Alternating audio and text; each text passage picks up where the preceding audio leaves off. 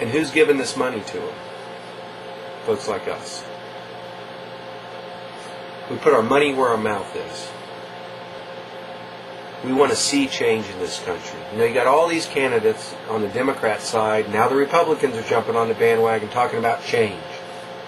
But nobody's defining the change. Change is not always a good thing. We changed from Clinton to Bush. We jumped out of the frying pan and into the fire. Saw statistics the other day that said that our country has borrowed from 1776 until 1999, or no, until 2000, we had borrowed a total of $1.1 trillion.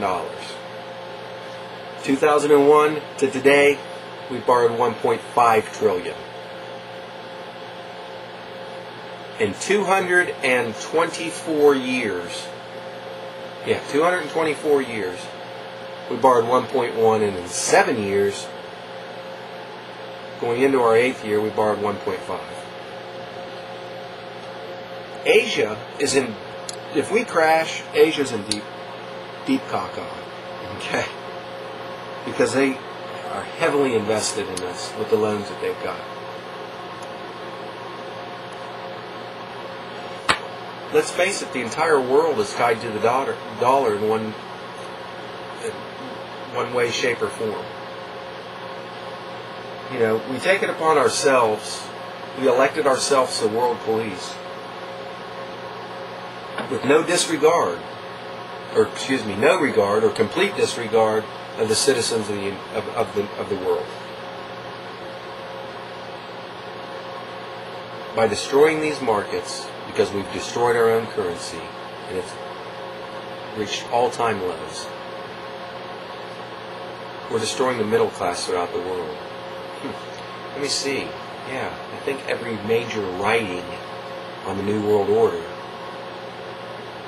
has said that in order to be successful, you have to have a two-class society. The upper class and poverty. And that's what we're doing, allowing to happen.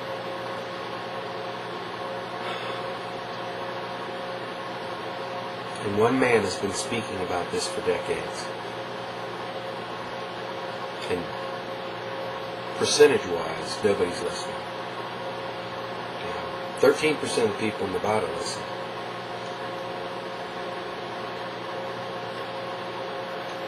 You conservatives out there need to wake up and start listening to these neocons that you hold so much faith in. You know, evangelicals. You want somebody that's going to legislate morality.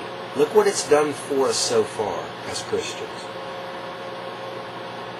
There's one religion, I hate to use that word, but there's one religion in America that you can unashamedly bash, and that's Christianity.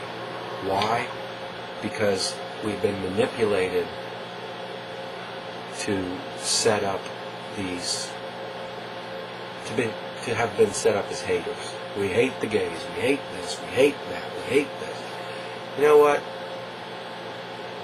We need to wake up. But where has it gotten us? You cannot legislate morality. And now I'm going completely, I'm digressing completely, but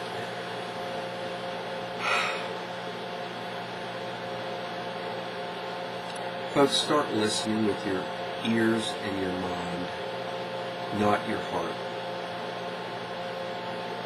And when you listen to these neocons on talk radio, the Limbaughs and all these guys I mentioned before, the Hannitys, listen to what they're saying. You know, I heard a caller the other day. They were talking about the conservative message and how it's been diluted and what is conservatism. And Rush was going on about how he had said all these wonderful things that the mainstream media had picked up on. Of course, they picked up on it. They're in bed together.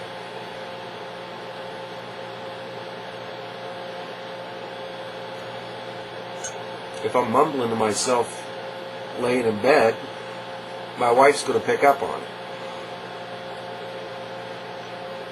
it. So anyway, going on and on and on. So, they're talking about what if conservatism, who stands for conservatism that's running for the Republican ticket. And a caller calls in, and he set Rush up beautifully. Whoever you are, if you see this blog, leave a message on the thing, because I kudos, as Rush would say. I give you kudos. So anyway, he starts running down a litany of issues. And he says, and there's only one man that has voted the conservative route on all of these, and that's Ron Paul. I kid you not. Rush Limbaugh, the bloviating master, was silent for 5 to 7 seconds.